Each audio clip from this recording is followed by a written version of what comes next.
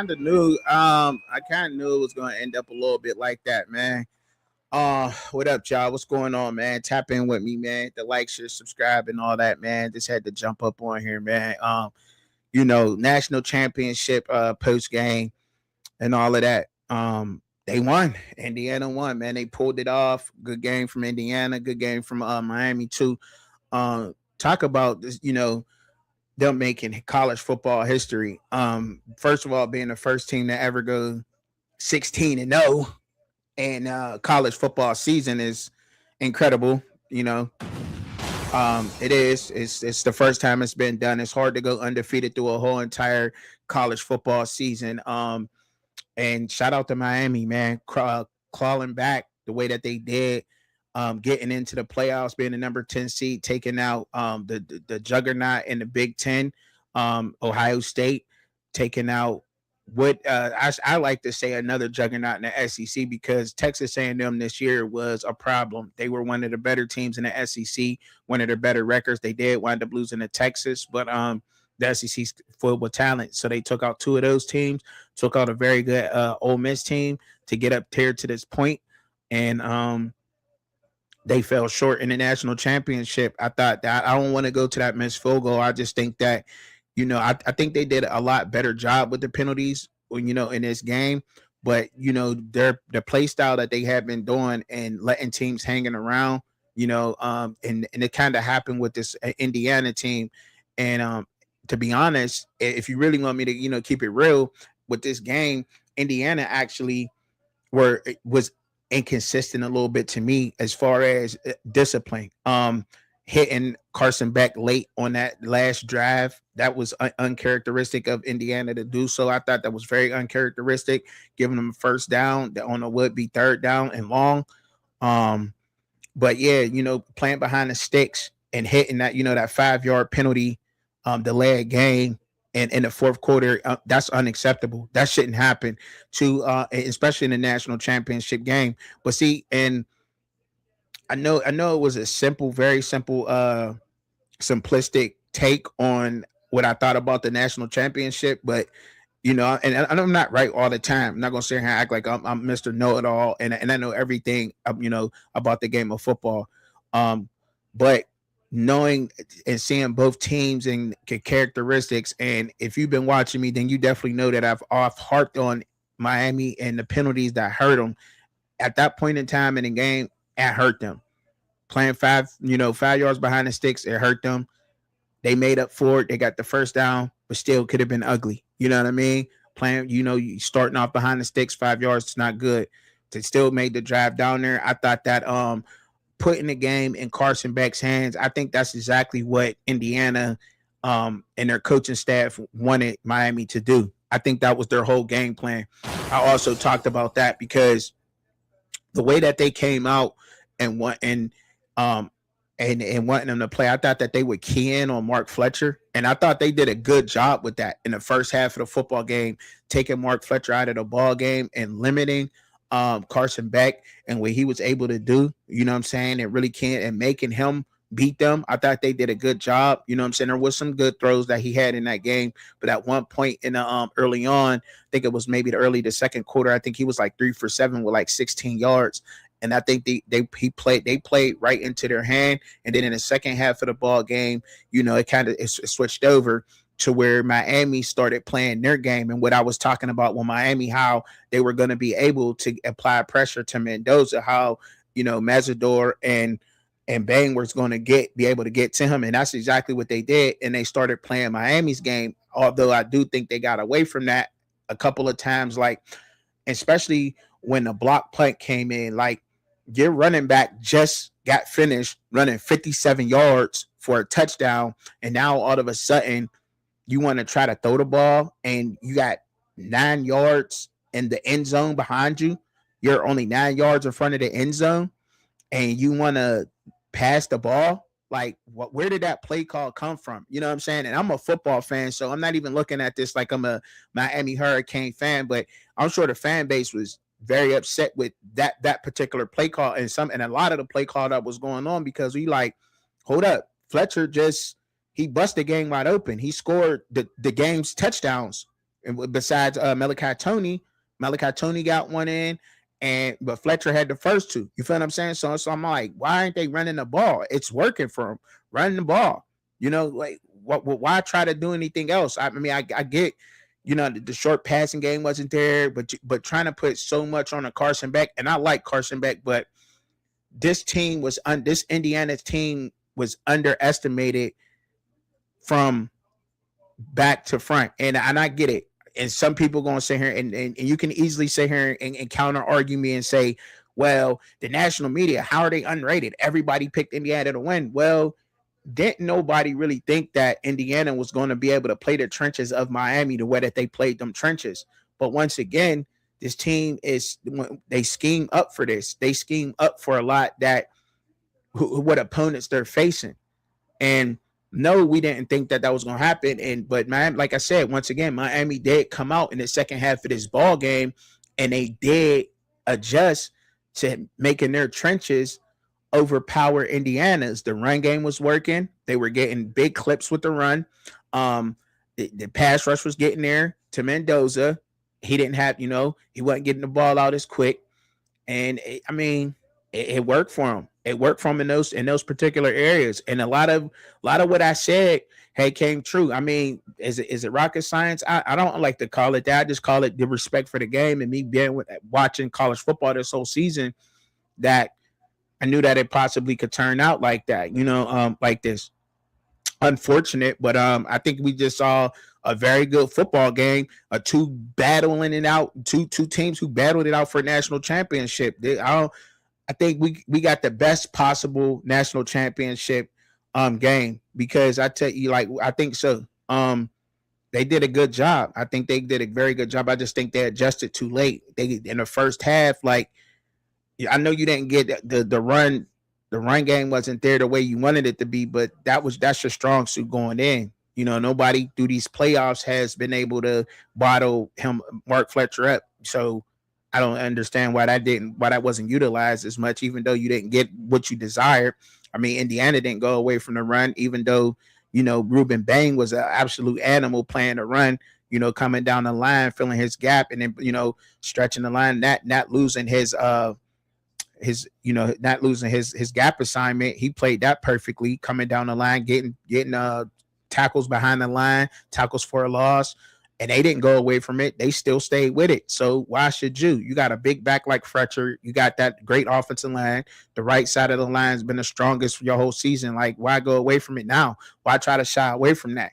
The one thing I do respect with this football game, and I will say, is I don't feel like the refs got completely in a whole way of this game, because they let them play. They let the receivers and the corners play football. So I do appreciate watching that as a fan, because I'm not a fan of either one of these teams, but as a football fan and watching the physical nature of this football game, I do appreciate them letting them play, even though I did see a clear pass interference. But still, they let them play. For the most part, they stay consistent throughout the game with that. They're we're gonna let them play there. We're not really gonna call and ticky tackle, with a lot of that pass interference, and they didn't. They just let them ball out. So it most definitely was a great game. What's up, Amanda? Appreciate you coming in. You said it was a great game. You said I hate that. You said it was a great game. I hate that it was in Miami. I feel like it jinxed the Hurricanes. You know what? And I talked about that too. I talked about that too a little bit more too, Amanda. The fact that, a lot of people, they told me I was crazy. People thought, I'm crazy for saying that, but I felt like they were under pressure because of all the arguments that, a lot of Miami fans were giving me, especially them being at home. You know what I mean? That's an immense amount of pressure being at home, I think, for a national championship, for that big of a game.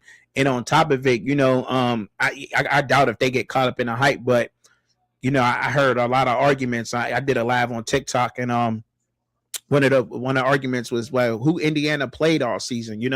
Who has Indiana played? And you look at Indiana's schedule, you might say okay, yeah, Miami got a better schedule, but Indiana did what they were supposed to do with those teams. And if you look at the way that Indiana's been playing the football games, period, point blank, they come out and they dominate it, but they do it in a very professional manner. If you could even use that in the football, in the sense of football, They do it with class. You know what I'm saying?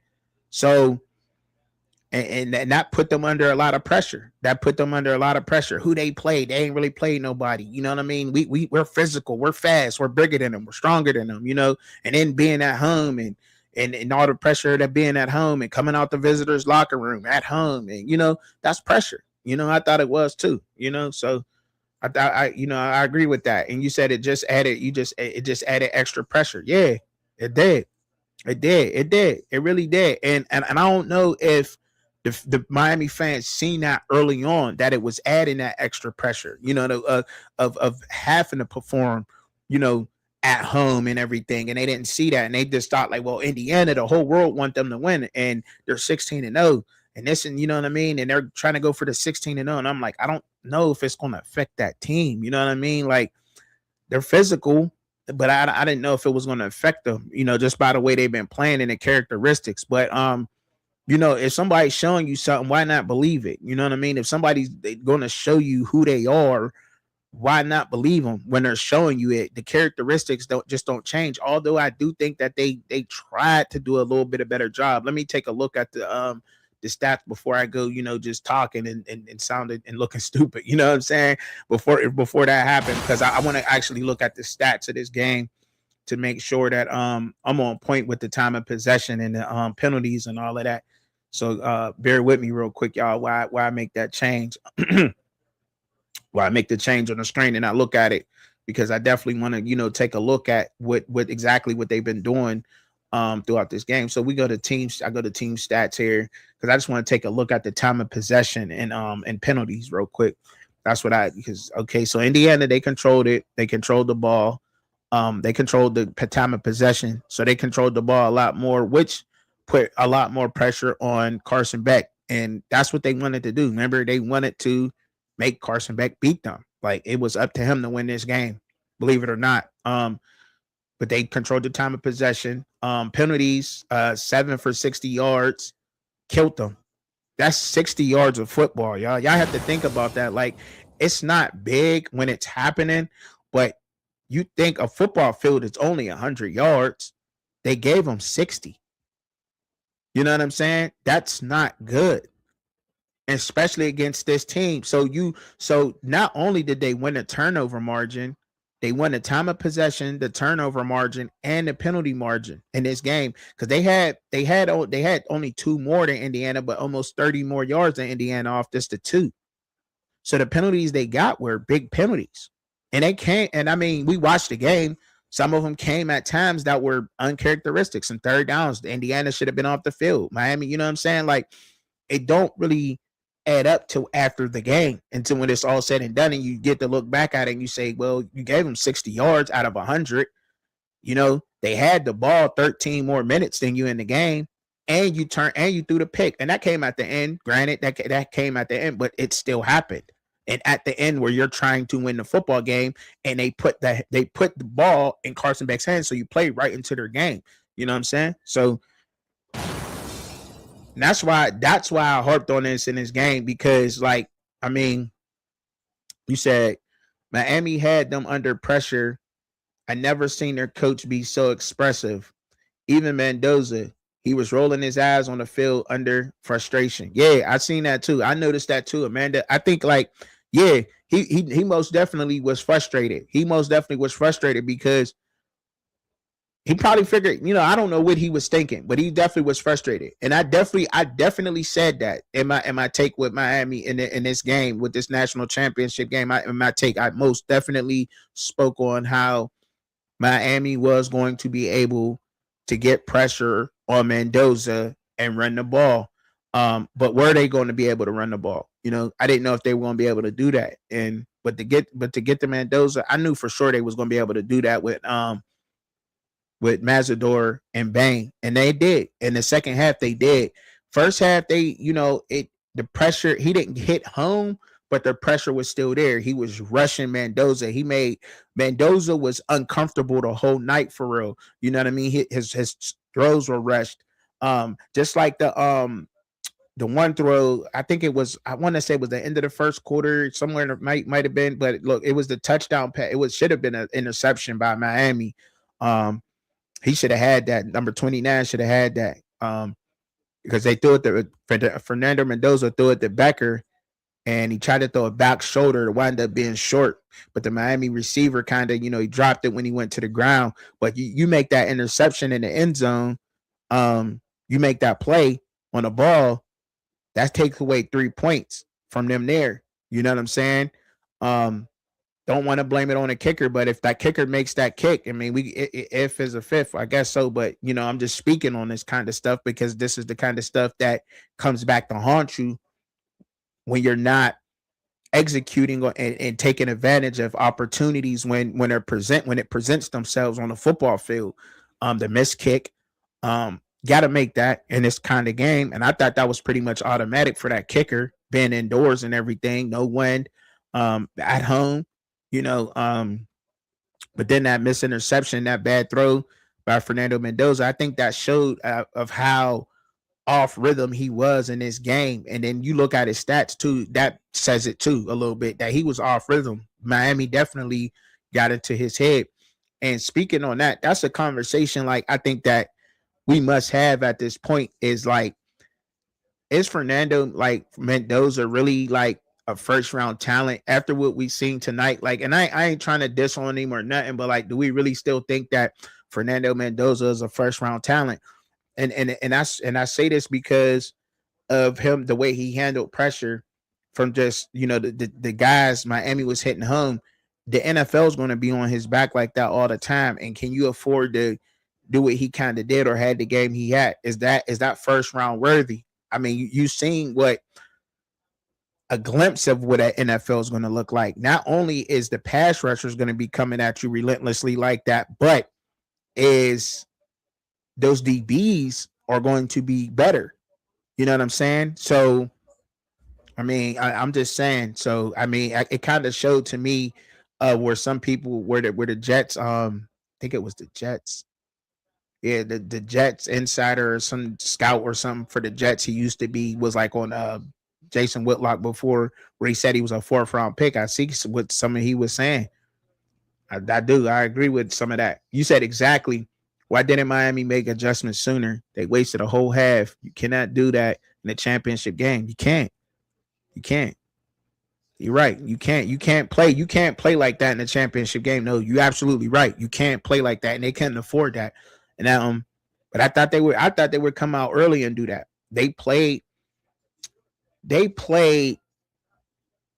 They played the Indiana's game. They played into their hand, but then they tried. But then they came out and tried to play their ball game in the second half, like the adjustments. But it was too late at that point. I think the score was up. It forced them to try to throw the ball in certain situations, and with the time on the clock and everything else, with the time they had in the game, you said it's going to be interesting to watch him in the pros. Yeah, it's going to be interesting to watch Fernando Mendoza. But look, I think a lot of these quarterbacks are not. Look, even if it's your guy and you want to spend a first round pick on him, go ahead and do that. Go ahead and do that. You know what I'm saying? But because you really can't tell nobody what to do with their first round picks. If you want to get a guy like him in the first round, go ahead. But I still think that a lot of these quarterbacks coming out of college football need to be groomed. They need to be sitting behind somebody. And I mean, the NFL is literally telling us this. Didn't somebody just say this the other day on the live? Like, when they're going to go get quarterbacks off the couch, I think it was Cliff, you know what I mean? Shout out to Cliff. But when they're going to call up quarterbacks who was sitting on the couch, you know what I mean, for 3 years, chilling at home with their family, rather than, use the backup that they got, that says it all right there. Like, they went and got Phillip Rivers. I didn't even know where Phillip Rivers is at. I thought he was, you know what I'm saying, like for real. The Colts got Phillip Rivers, and I think Danucci, the quarterback that used to play for Pitt, and I only know him because he played at Pitt. He's from around the way, Pittsburgh and all of that.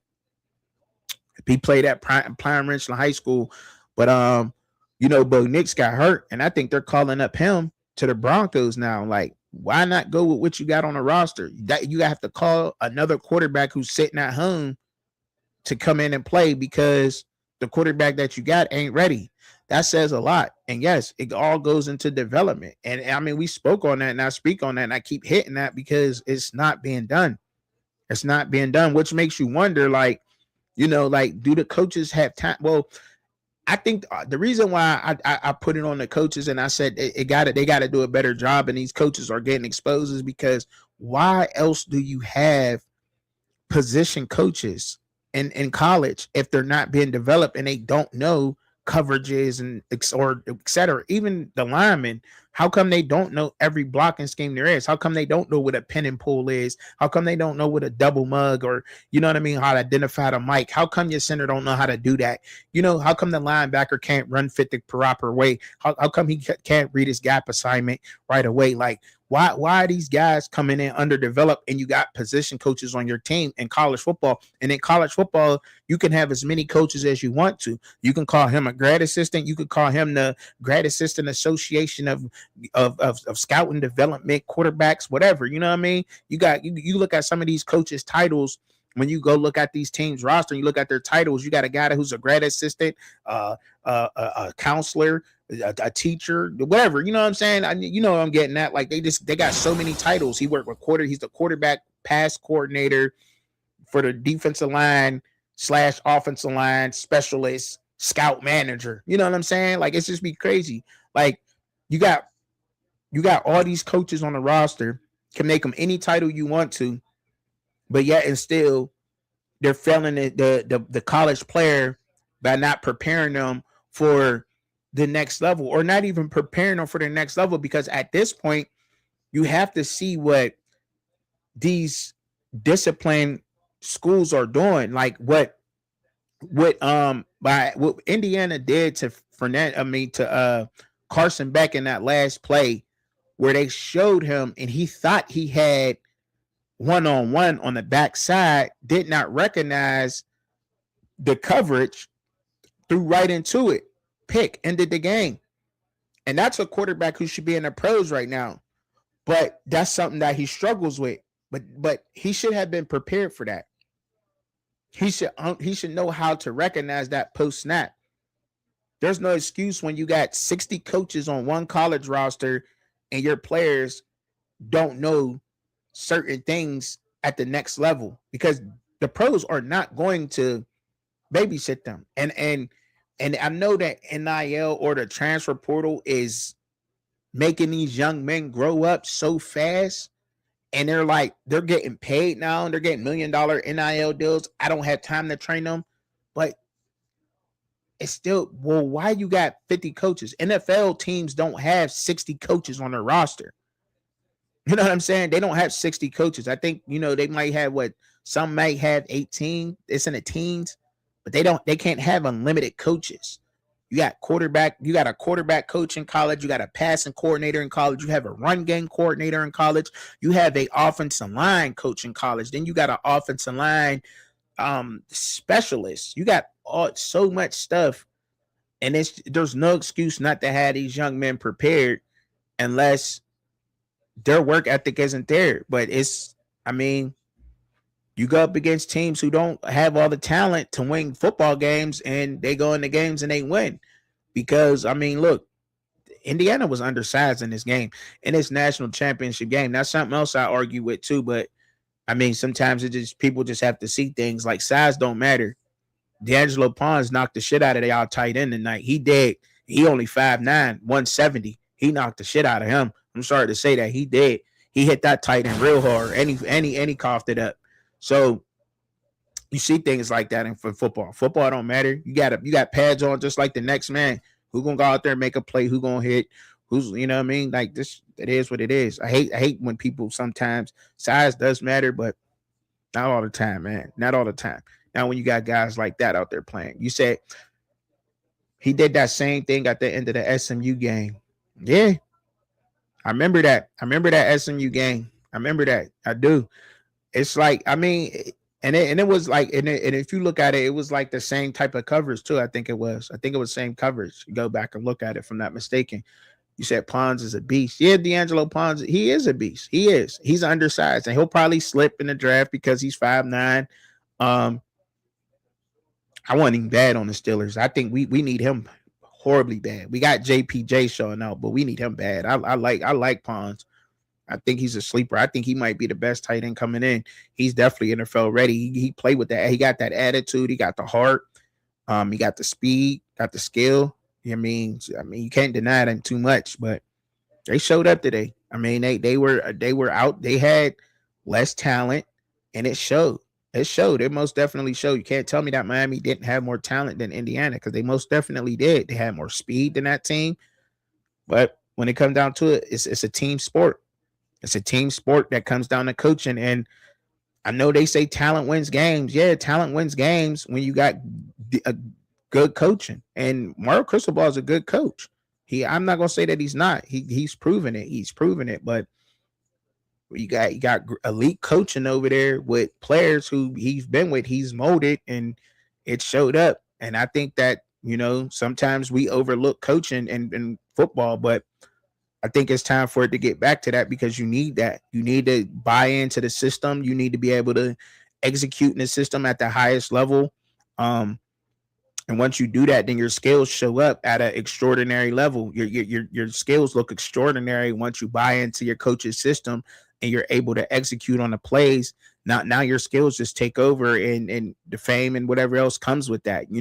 I don't think a lot of people have patience for that, but they're seeing that. I think some of these athletic directors and some of these universities and colleges are catching up to what's going on, and they're like, look, we got to go and get us one of these guys from this FCS level, or one of these group of 5 teams that are winning, because these coaches know how to coach. These coaches know how to develop talent. You know what I mean? And it seemed to work. It seemed to work. I mean, you look around college football, there's a lot of coaches who have moved up from that level, and some guys have done good and some guys haven't. I mean, if I'm not mistaken, wasn't it Kansas State coach, or was it Kansas coach? Kansas coach or Kansas State coach? I can't remember which one it was, but one of them came from like North Dakota State. I think it was Lance Leopold. I want to say it was him, but he turned that program around.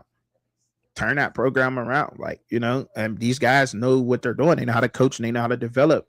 And now you got, so I want to see, I'm excited to see, I know it don't really got too much to do with what I'm talking about right now, but since we on that topic and since I brought that up, I'm excited to see what Bob Chesney's going to do when he goes to UCLA, because he was winning at Holy Cross, and and he won at James Madison after Kurt Cinetti left. So I'm excited to see what he's going to do up at UCLA with Nico and the talent that UCLA is able to provide to him.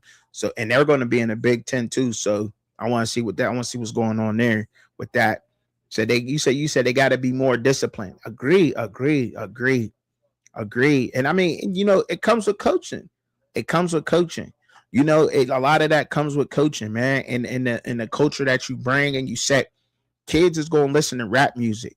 These young men is going to listen to rap music. They're going to think it's cool and everything else. That don't mean that I have to,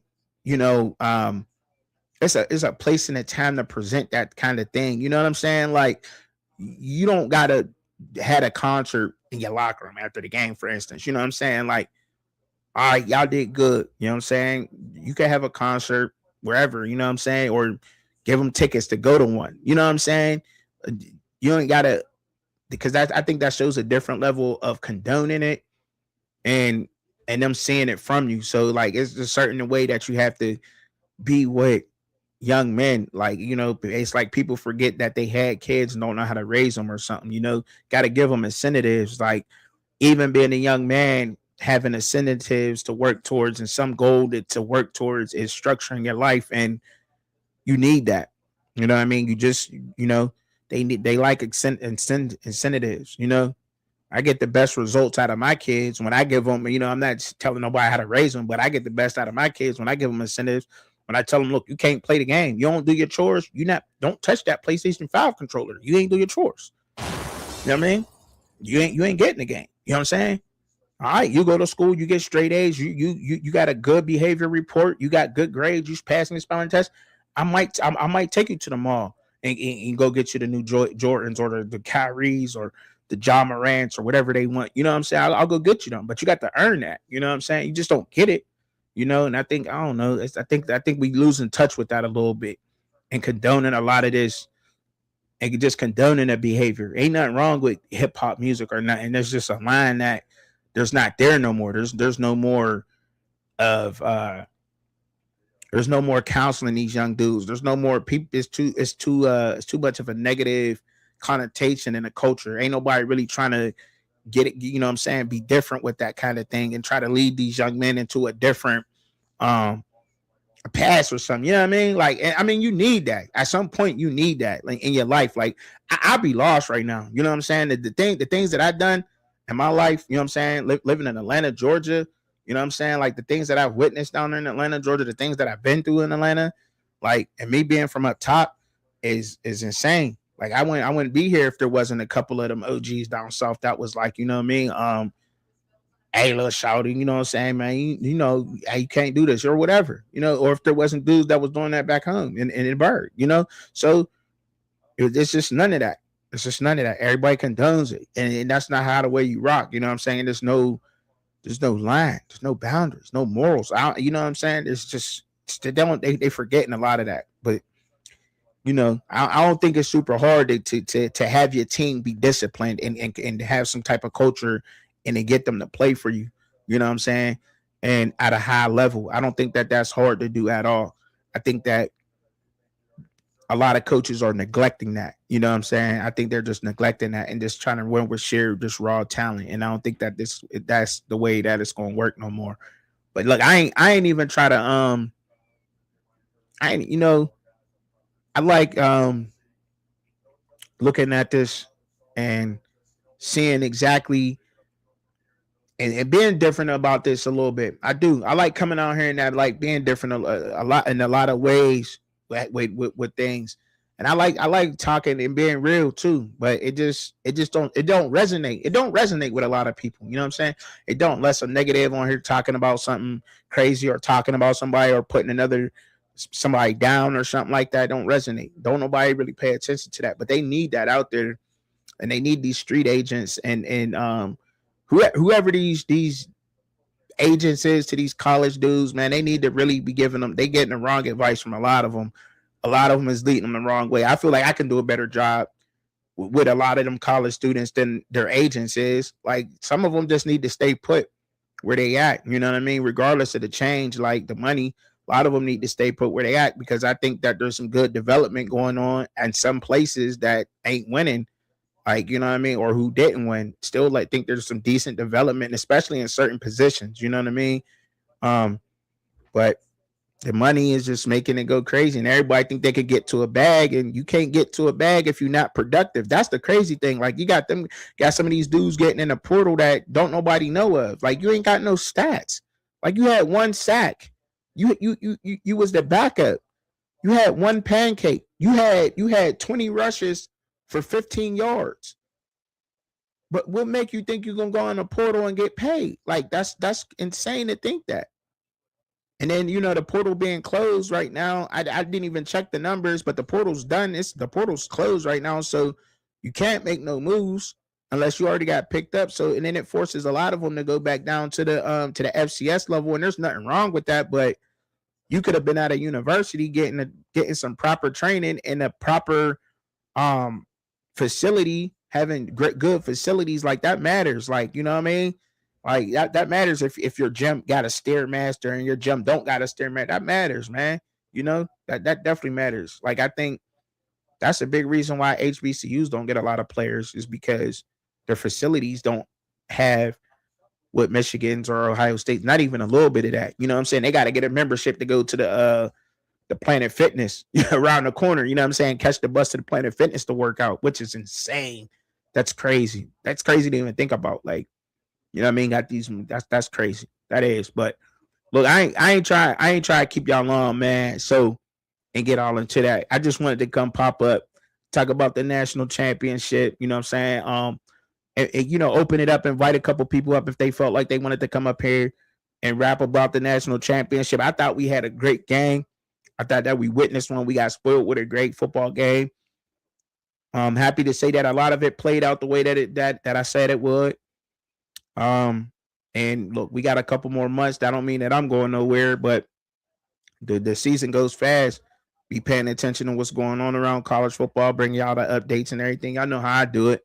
Um, but look, I like what I saw. I like what I saw with Miami. I hope they reload, and I hope they are. I hear they are reloading. If they get Jordan Seaton and Darian Mensah from Duke, the quarterback from Duke, Darian Mensah, and well, I don't know if they getting Seat. I think Seat signed. They said I have seen rumors of him signing with LSU, but I don't know if that's final. I don't know if that's final or not. I've seen it, but I don't know if that's final. So I don't want to tell y'all that he signed with LSU. I've seen rumors that he has committed to them, but unless it's final, then I'll come out and really say that. But if they could somehow lock him down, but getting Darian Mensah, I think there's a huge step for Miami, especially with the pass game. Malachi Tony, and they're gonna reload, and I think that they could be there, especially in the ACC. It's very inconsistent. Year in and year out, you just don't know what's going to really happen with any of these conferences anymore. You don't know because the transfer portals changed a lot of that. So we don't know what teams is going to pop up and be nowhere. I mean, you really don't. It's hard to get record predictions. It's hard to say what team is going to be what then the next year because we just witnessed a team in Duke that was 8-5, and they was the ACC champions, and they didn't get into the playoffs.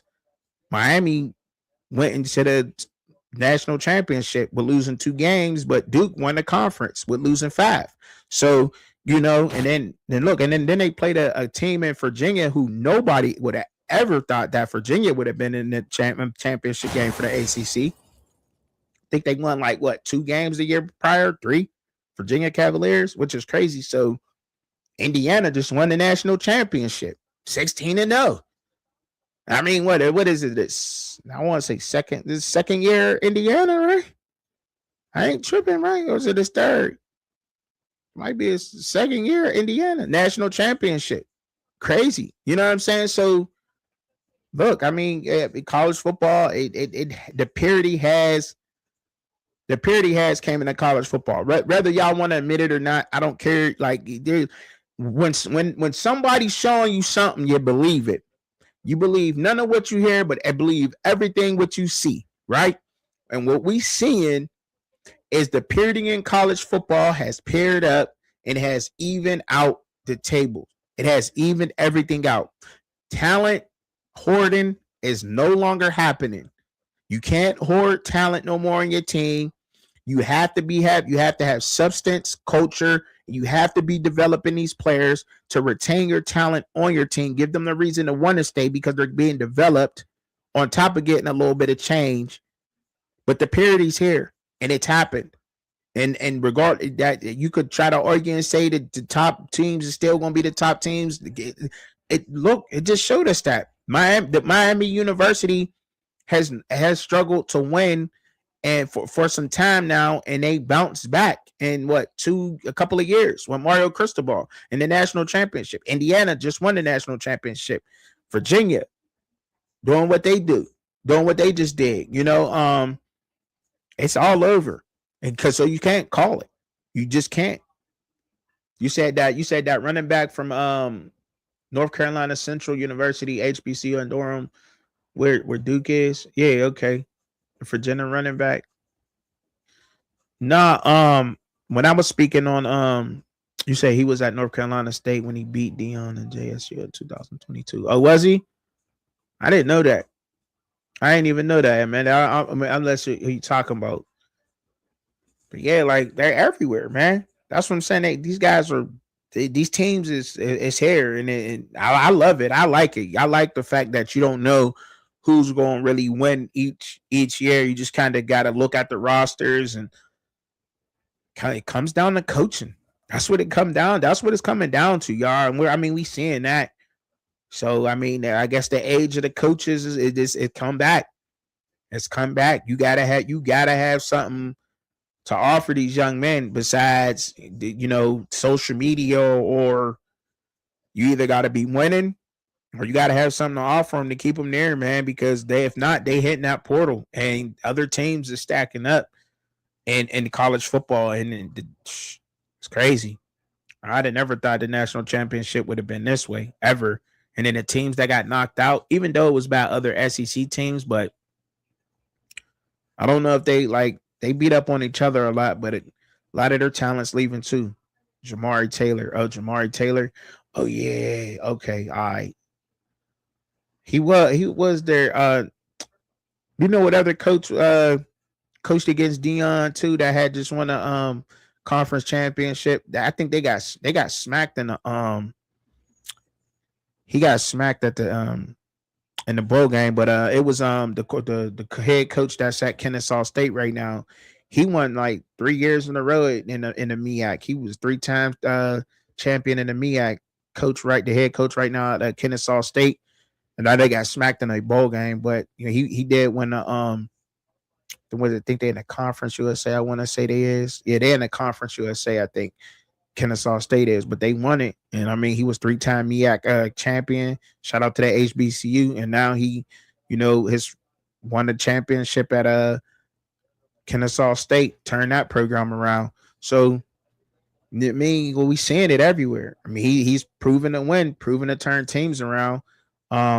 Even that the old defensive back coach that Charles Kelly. Charles Kelly's he's at Jacksonville State right now. He the head coach down there. He turned that around. Jacksonville State, but they was in the championship game. They didn't win, but they were there. So, hey, we seeing these guys, man, that's been around and getting these jobs, and that they'll move up. I mean, I think they'll start recognizing because his defense was really good too. Jacksonville State defense was really good. I thought they played real good. I watched a bunch of their games. I know, yeah, Jerry Mack. Yeah, that's the man, Jerry Mack. Yeah. That's the guy. Yeah, Jerry Mack. He was there. They be coaching. You say yes. He took us to the Celebration Bowl in 2016. Yeah, like I mean, they be around. They look, man. That's what I'm saying. That's another coach though. That's another great coach. And he know how to win. He knows how to win with he just know how to win with the talent he's getting. He know how to get the best out of his guys. And if you give him some talent, you give him some NFL talent, you won't see him get a national championship. I guarantee it. I mean, these guys know what they're doing. They know how to coach, and that means something nowadays. Going to go grab a good coach is everything. It is. It means everything, even at the NFL level, because obviously there's guys that's up there right now who are way underdeveloped. Like, I don't know what's up with CJ Stroud. He hit a wall. CJ Stroud hit a wall, man. He did, y'all. He did. Like he hit a wall sophomore season after a second year. Just I mean, he's really been playing, but when it come down to nut crunching time and the playoffs, he ain't showing up. And it's starting to show when he's faced with the best of the best. He's getting by. I ain't gonna say he's not trash. No, he's not, but he's getting by, but it's showing. I think I will say this though. I will say this. If you put Joe Burrow, you put Joe Cool on the Texans, Joe Burrow, that team won the Super Bowl this year. Hands down. Hands down. Hands down. I don't think it's close. You put Joe Burrow on the Texans, that's a championship team automatically. You say he was terrible yesterday. Yes, he was. Yes, he was. I ain't think Caleb played his best game neither though. That Chicago defense, shout out to them, man. They've been balling, but I don't think Caleb played his best neither. He actually got a lot of talent around him at receiver. I think that's probably the best. You could have probably argued anybody down and said that was the best receiving core in the playoffs, the Chicago Bears. And I mean, they fell short. The defense tried to keep him in the game, but he just couldn't get it done with those guys. So I think if you put Burrow in Chicago right now, Super Bowl team for sure. Like, you know what I mean? So, because he need to get out of Cincinnati. He's not going to ever win a Super Bowl in Cincinnati. He got to get out of there. Joe Burrow has to get out of Cincinnati. If he don't get out of Cincinnati, he's never going to see a Super Bowl. I don't think so. No, not in there. He's not. He got to get out of there. Somebody got to make a trade for him. Somebody has to give it up for him to get him up out of there. One of these guys. I heard Lamar. The Raiders is looking at Lamar Jackson too. I heard that. I seen that. That it's a rumor. I don't know. They're trying to make a push for him. I don't know what package they're gonna offer him, but they are high up in the draft. And I don't know. If you're the Ravens, you might be tempted. You might be tempted if you're the Ravens. You might be tempted to go ahead, trade Lamar, um, get that. I don't know, but I don't know who they get in there. I think they got don't they got Cooper Rush as a backup. So I don't know. I don't know if they want to take that chance and say, you know what, we got a guy like Rush and we got a bridge. Maybe we could wait a year. I don't know. I don't know if that's super tempting for them, but yeah, I guess you got to say this because the Raiders got what like I know they're a top 5 pick this year, so that's definitely worth it. To think about. Um, what else I was about to talk about? I was the playoffs. I know it's something about the playoffs, but I was on the part. But Nix is hurt with the Broncos. I already talked about that. Them going to go get a quarterback that used to play for Pitt, Danucci. They got to go get him off the couch. That's crazy. Um, so I don't know if they're going to win. What the Seahawks is doing is phenomenal. If you ask me, one of the smartest franchises in football. They definitely want to win in Seattle. They're definitely not playing around. Good franchise to go to. They took Jalen Milroe, fastest quarterback right now that hasn't even played in the NFL. He is the fastest quarterback, run like a running back, and he's up there. Hopefully, he's developing himself. Sitting behind a guy that tried and failed over and over, and now is one of the best quarterbacks, and maybe probably about to be playing for a Super Bowl. Sam Darnold, he's a winner from USC, so we know how Sam Darnold give it up. So shout out to all you SC alumni out there, because you most definitely gonna get it. What up, Cliff? What's going on with you, bro? I'm just kicking it. Just hit that button real quick. You know what I'm saying? For you said skull. You said skull. We missing Darnold now. Like, yeah, I bet y'all are. I bet y'all are missing him. You know what I'm saying? Like that Michigan made a bad decision, but like they made a bad decision letting Sam Darnold go. But what the Seattle Seahawks is doing right now is perfect because they took Jalen Milroe that had accuracy issues, that probably had a little bit of confidence issues after the not so good season at Alabama. But I still think he's a good quarterback, and I still think he can learn, especially sitting behind somebody who has failed like what's up, Cliff? Like somebody who has felt like Sam Darnold, and now he got a better shot at it. So what they did in the draft was perfect. You get a guy like Merrill on the third, and you sitting, and now you about to be a championship guy. So they already reloading for their future. They got their future behind Darnold. Like you re-up with Darnold, and you got your future behind them. Like you can't lose with that. That's phenomenal what they did, man. That's picture perfect. Those guys did exactly what they were supposed to do. What up, Cliff? What's going on, bro? What's going on? What's going on, trucking? Ain't nothing, man. I was talking about the national championship a little bit, but I was talking about just the games. Jen, I ain't seen Jen in a minute. I didn't even know that was Jen. What's up, Jen? In the comments, Vikings fan. She said, "What's up? What's up? What'd you say? What'd you say, Cliff?" I didn't say nothing yet, bro. I was listening to you. Oh no, I was just saying what's up to Jen, and I was saying what's up to Jen. I didn't even know that was her. I'm used to saying Jen J and not Oh, JEP. okay. So, what was your thoughts on the game? I mean, I pretty much. I mean, what I pretty much said, what I'm saying, came to light. But I mean, look, I thought we played a good game. I thought Miami made the adjustments too late. I thought they adjusted to their game too late. In what was going on. I think they was trying to hit home with the quarterback. I thought Indiana had a good, but they adjusted in the second half and they didn't play their game in the first half. I thought they went away from the run a little bit too much and relied on Carson Beck. But I think that's what Indiana wanted them to do. Uh Um, huh. and they didn't want them to hit him with the Mark Fletcher, but Mark Fletcher got loose in the second half. He busted for a 57-yard touchdown. And then when they had blocked that, they got that block punt and they covered it in the end zone. I'm like, they passed. Why didn't they run the ball? He just broke for a 57-yarder just a couple of plays ago, and now literally 5 plays ago because I think they three and out Indiana, and now you want to pass the ball with Carson back? Like, I mean, what are we Right. doing? Yeah. What are we doing? I question the play calls. I think that Miami, they did exactly what Miami thought we was gonna do. They played undisciplined in this game. They gave up 7 penalties for 60 yards. they lost the time of possession battle in this game, and he turned the ball over, and you can't do that versus Indiana. Yeah. I think what Indiana really showed me was they were battle tested. They were a very poised team, and when they needed to, it's two things that stuck out for me offensively that they did. When they needed the tough yards, they got them running the ball, and they always went to their bread and butter to complete a pass, which was that back shoulder throw. Mm-hmm. Um, I think that's going to help Mendoza a lot in the league.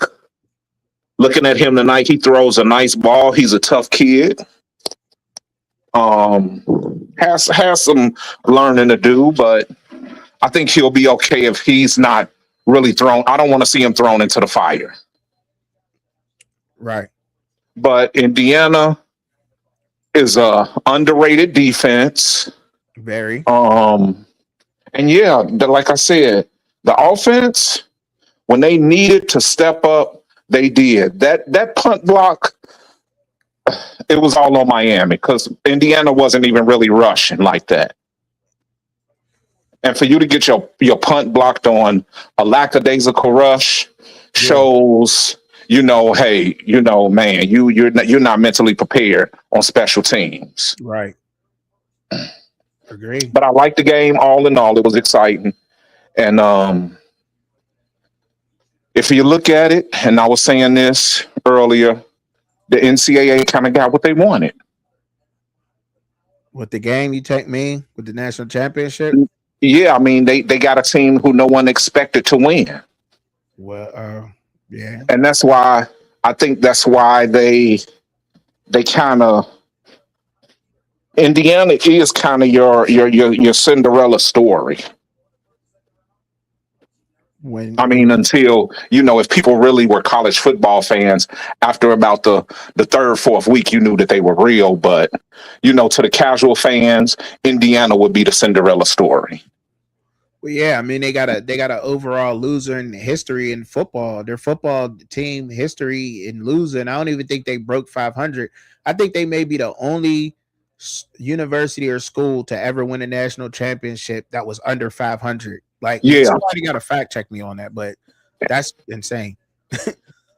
That's true, Truck, and that's true. So, right. And they went 16-0, so that's another history that they made too. First, right? The second team ever to go 16-0 besides 1948 Yale. 1948 Yale. Okay. Yeah. Okay. That's cool to know because I thought they were the first team to do that, but that's cool to know. So 1948 Yale also went 16-0. But that ain't been done since 1948, dog. 48, yes. That's insane, bro. That's insane. Yes.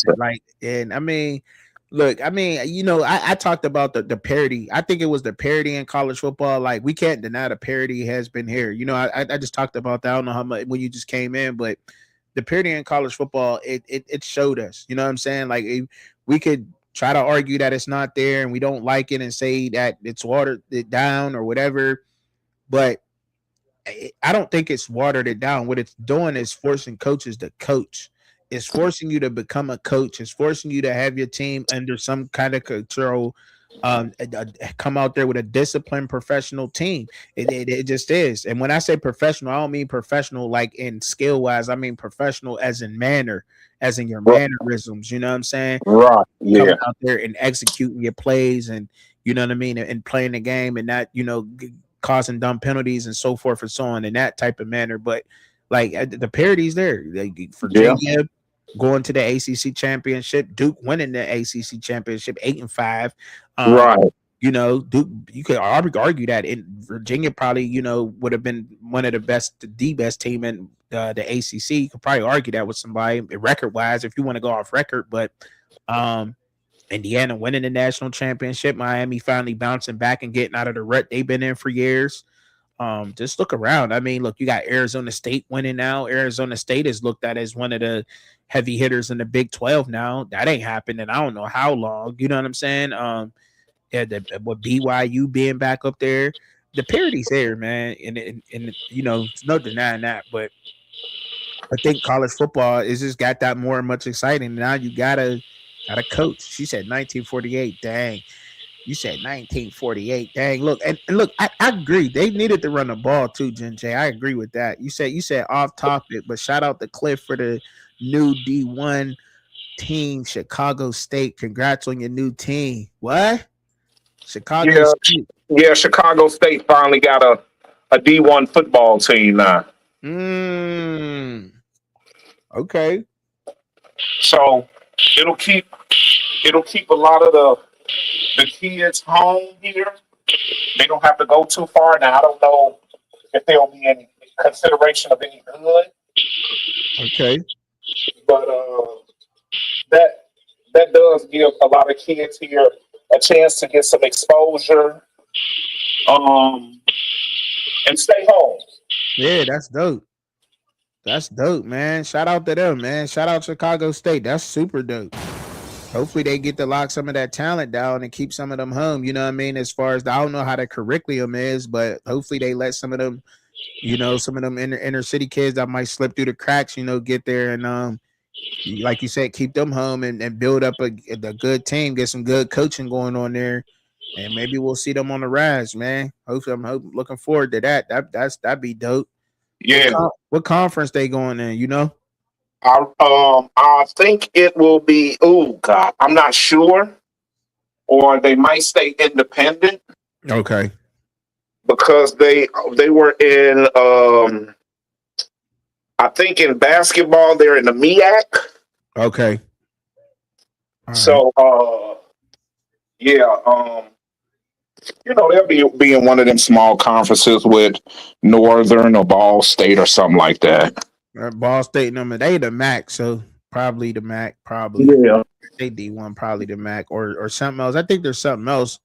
I can't. I think they're building. I think they're building a whole new conference that's like you said they're independent for now. Jen J. Okay, yeah, because yeah. if you look at Mercyhurst, up there in okay, yeah. See the NEC year later, they move into the NEC later. I was just about to talk about the NEC. That's what Mercyhurst College is in. That's in Erie, PA.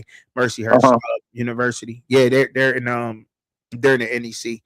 Oh, okay. Northeast. It's just the Northeast Conference. That's all it is. Right.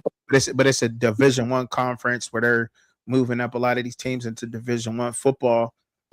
Yeah. So that's dope. That's super dope. That is. But I'm So, yeah. Mhm. Chuck, in your final take, this final night, college football, overall take on the whole season. The overall take on the whole season. I think the season was. I love the season. I think the season was great. I think the season was phenomenal. I really do. I think we seen, like I said, I think we seen college football at its finest. I think we finally getting to see the people. They put it this way: the people who don't like the parity in college football wouldn't like this season, but the people who like the fact that under that schools and the blue bloods are no longer just running the top and running the table. I think you know what I mean. They're a little bit upset with this season, but the people who just like to see good football games got to see them.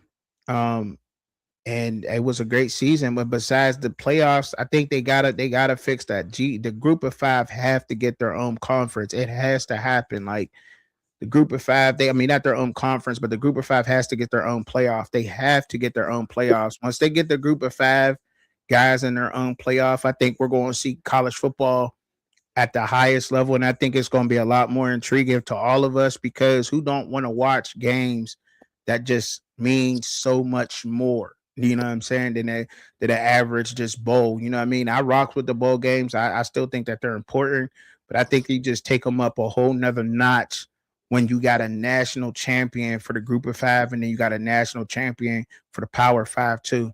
You know what I'm Yeah, saying? I agree. I agree with you wholeheartedly. I think Group of Five should have a separate, playoffs, the G5s.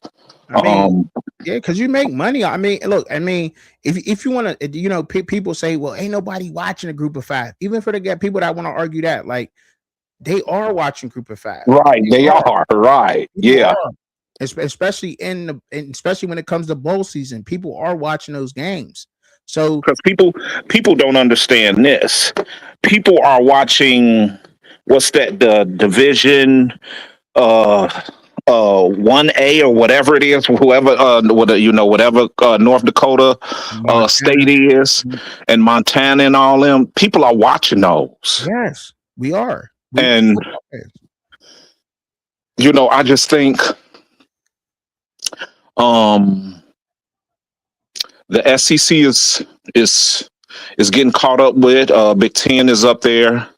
For sure, Um, for you sure. know, uh, it's a lot of teams that are there, getting the athletes and also getting toughness. We have to understand these Midwestern teams.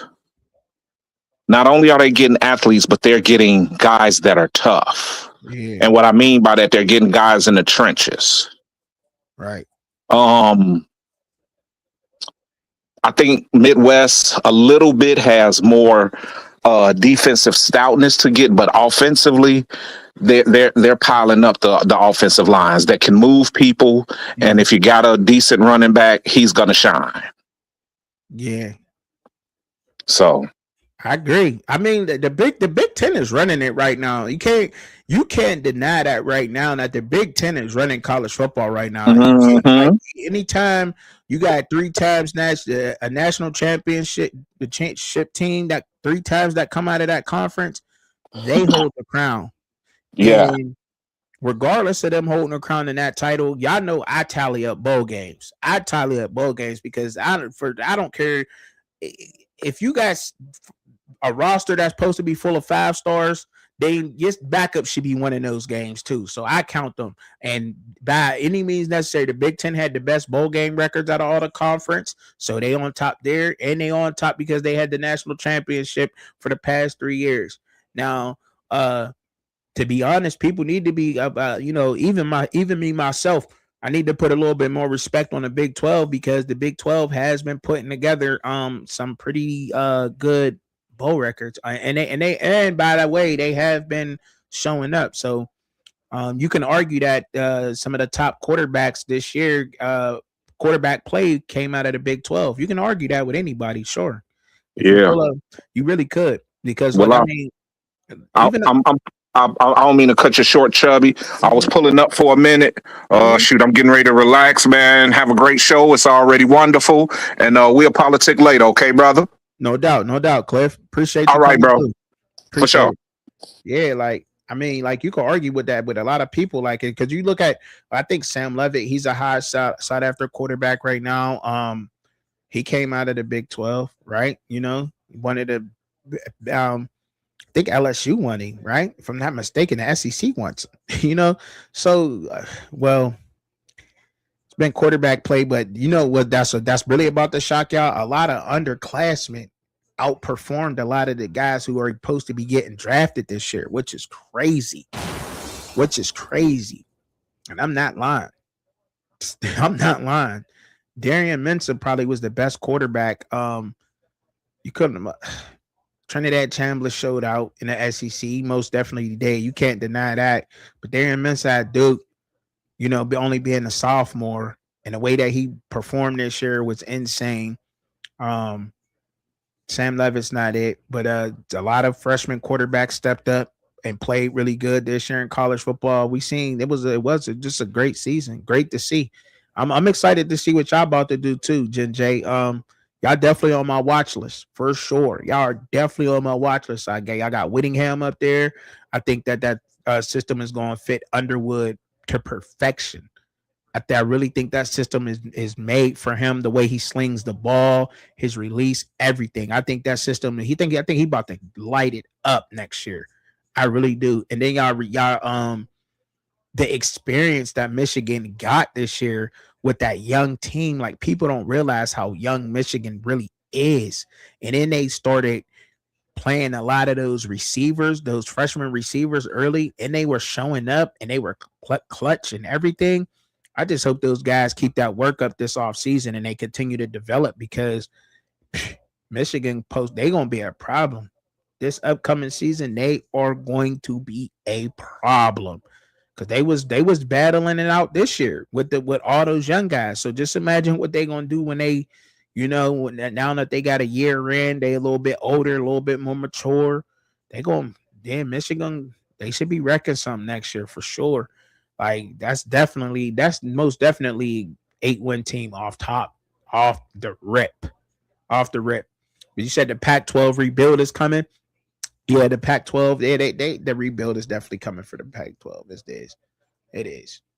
I don't. I think they mainly going with the Mountain West teams, and I can't even knock on the Mountain West because the Mountain West plays some really good football. They supposed to be getting San Diego State, Fresno State, Hawaii. This is pretty much the Mountain West going to the Pac-12, but I can't knock on them because a lot of those teams had some really good records. It was a couple of 8-win, 9-win teams in the Mountain West too. So shout out to the Mountain West.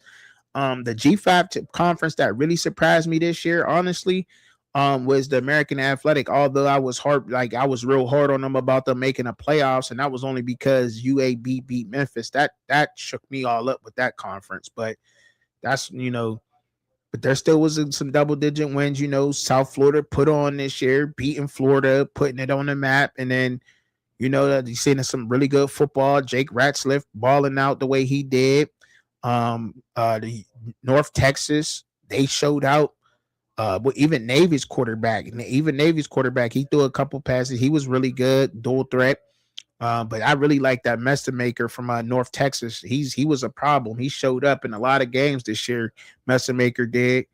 And that's another underclassman guy that you can pot that showed out. I think he was like a red shirt freshman or something like that, but he balled out. I mean, he made it look super easy out there for him in football. So look, man. We got a lot to look forward to. I'm gonna keep y'all updated. I'm gonna hit this button a lot more now too, because your boy get lost job and all that. So I'm gonna hit this button a lot more though. You know what I'm saying? I'm local now. Keep me in y'all prayers and whatnot. You know what I'm saying? Because I definitely do it for y'all. You know what I'm saying? And all of that good ish. Because trying to get this local gig so I could be home with the fam a lot more. It's gonna be a lot more work. I'll be a lot more tired, but at least I'll be able to be home. You know what I'm saying? Because that's the most important thing. Family always over money. You dig? But yeah, most definitely, I enjoyed this season. Great season, great way to end it. Look, man, it's late, y'all. Appreciate y'all coming through. The people that did, always showing me support. Make sure that y'all like it and share, subscribe, and hype up the video too if you can. That's a new thing to do. I always tell y'all at the end of the videos, and I'm always keep it real with y'all like this. Look, pray for yourself and pray for each other. Everybody in the comments, I'm always praying for y'all.